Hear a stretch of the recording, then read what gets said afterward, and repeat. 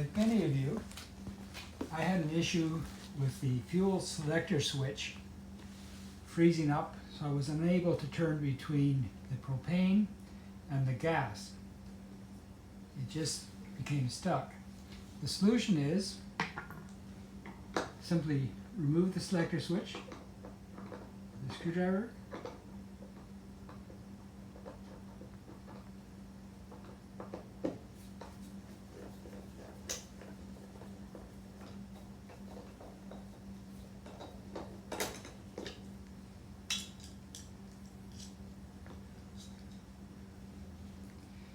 and there's this little ball that becomes a little stiff.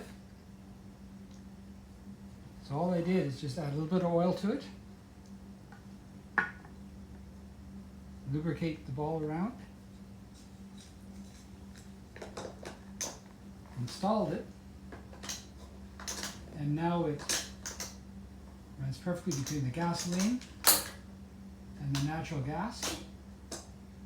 And once you're satisfied it's working properly,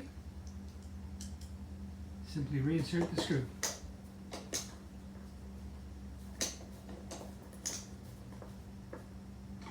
Screw is in, double check the work.